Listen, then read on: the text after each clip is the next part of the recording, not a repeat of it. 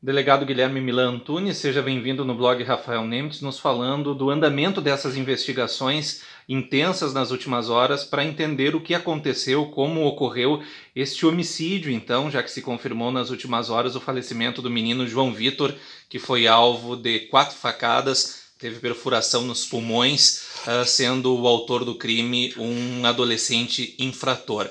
Inicialmente se imaginava que poderia ter ocorrido um furto ou uma tentativa de furto na casa, mas o trabalho da Polícia Civil apontou outras hipóteses, delegado. Pois é, Rafael, inicialmente a versão que chegou no plantão aqui da Polícia Civil é que poderia o fato criminoso ter sido originado num crime patrimonial, um furto ou roubo à residência. Então logo a equipe do plantão aqui foi fazer as análises, as investigações preliminares, principalmente no local do crime, né, em levantamento fotográfico da residência e pericial, se constatou que nenhum objeto havia sido subtraído do local, né, inclusive a faca utilizada no crime foi encontrada em cima da cama onde a criança estava dormindo. Assim já nos chamou a atenção, né, e se procurou alguma espécie de correlação então entre o adolescente infrator com a vítima ou com a família da vítima. Dessa forma, uma equipe foi até o Hospital de Caridade aqui de Santiago e lá conseguiu entrevistar a mãe da criança, e ela ainda em estado de choque, né, estava acompanhando um procedimento ali cirúrgico do filho, que naquele momento se encontrava no bloco. Ela relatou que conhecia de vista, né, o infrator, haja visto alguns crimes por ele cometido naquela residência, ou seja, segundo o relato dela, o adolescente infrator já havia efetuado no mínimo 2 furtos naquele imóvel. E aí, um determinado dia, quando ela o encontrou na rua, né, foi questionar e foi falar a respeito desses crimes. E não se sabe como é que foi bem o teor dessa conversa, mas ela solicitou e exigiu que ele não cometesse mais fatos naquele imóvel. Então, dada essas circunstâncias, onde a Polícia Civil verificou que nenhum objeto, né, foi subtraído do imóvel, e algum outro fato que nos chama a atenção também, que quando a família chegou na residência naquela noite, a família, eu digo a mãe, o filho e o compadre, ali, que era quem estava com a criança no momento do ato criminoso, eles relataram que encontraram a residência, ou seja, às 23 horas daquela noite, encontraram a residência aberta, eu digo uma janela aberta, uma janela dessas de ferro, que ela não fechava totalmente, né, era fácil de abrir, então a janela foi aberta e alguém ingressou no imóvel e havia machucado o animal de estimação, o cachorro de estimação da casa, ou seja, havia quebrado as patas dele. E também, nessa ocasião, não havia subtraído nenhum objeto da residência. Então, esses fatos aí nos levam, né, de forma preliminar, mais uma vez, que não há nenhuma relação de crime patrimonial. Eu vislumbro, de uma certa forma, alguma espécie de vingança.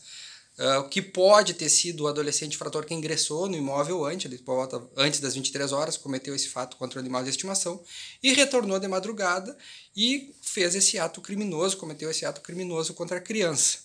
Pois eu digo que se ele quisesse subtrair algum objeto de valor, naquele momento, na madrugada, às 3 horas da madrugada, quando ele atentou contra a vida da criança, do João, ele o teria feito com uma forma extremamente tranquila. Haja vista que a porta do imóvel, porta da residência, ela estava fechada, mas não estava trancada. Ele entrou, né, de uma forma tranquila, poderia ter subtraído objetos e saído do local. E assim não fez. Ele foi lá, cometeu o ato criminoso contra a criança, né, tapando a boca dele com uma espécie de um pano. E também poderia ter cometido um ato criminoso contra a pessoa que estava posando com a criança, que estava na cama do lado, e assim não fez. Cometeu o fato contra a criança e saiu do imóvel. Então, nesse momento do que se coletou de forma preliminar, a gente vai agora aprofundar as investigações, fazer algumas oitivas, para ver se isso aí se confirma, nós estamos trabalhando com uma espécie de vingança. Esse ato, uma vingança contra a família, que foi direcionada à criança. Ou seja, a família, então, podendo denunciá-lo como suspeito desses furtos que estavam ocorrendo na casa, ele temendo que isso ocorresse, e há informações que ele é usuário de drogas, é viciado, fica desnorteado, tem inclusive antecedentes criminais de agressões aos familiares, ele, para não ser denunciado, teria voltado na casa exclusivamente para atentar contra a vida do menino. Pois é, Rafael, esse é outro fato que a gente tem que levar em consideração e trazer ao conhecimento em geral aí, que o adolescente infrator ele tem várias passagens aqui pela Polícia Civil com relação ao uso de entorpecentes, né, furtos à residência, e é uma pessoa extremamente violenta. Nós temos várias ocorrências dele contra a família com a qual ele vivia, ele morava com os avós. Inclusive, uma vez eu fiz, né, a apreensão em flagrante, representei pela internação dele, isso em fevereiro do ano passado, com base nessa violência doméstica que ele vinha cometendo contra os avós, agressões e ameaças contra os dois avós com os quais ele residia, e os quais nos relataram, inclusive no dia aqui da apreensão dele, né, no dia do fato agora contra a criança, que ele saiu de casa cedo da tarde, que há pouco estava internado contra o tratamento de dependência química, que utilizava medicação e fazia uso de entorpecentes e ficava fora de si.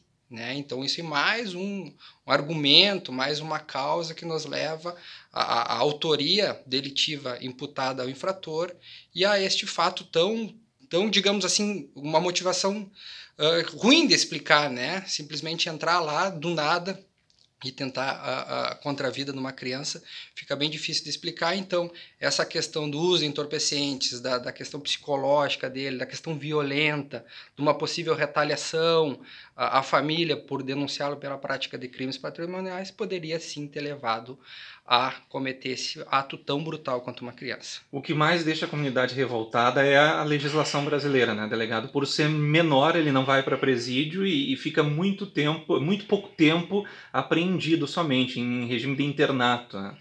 Pois é, Rafael, as medidas possíveis todas foram tomadas pelos órgãos de segurança e também os órgãos envolvidos na persecução penal. A Brigada Militar realizou a detenção dele logo após a prática do crime, foi trazido à Polícia Civil. Na Polícia Civil foi realizado o auto de apreensão em flagrante, aí ele foi encaminhado ao Ministério Público, que representou pela sua internação o que foi deferido pelo Poder Judiciário, e tão logo o adolescente foi encaminhado até a casa de Santo Ângelo, onde se encontra internado. O que vai acontecer agora, ao longo do processo, né, a gente não tem como afirmar, mas o máximo que pode vir a acontecer é ele ficar internado por um período não superior a 3 anos ou no máximo até 21 anos de idade. Isso é o que prevê a legislação, isso é o que prevê o ECA.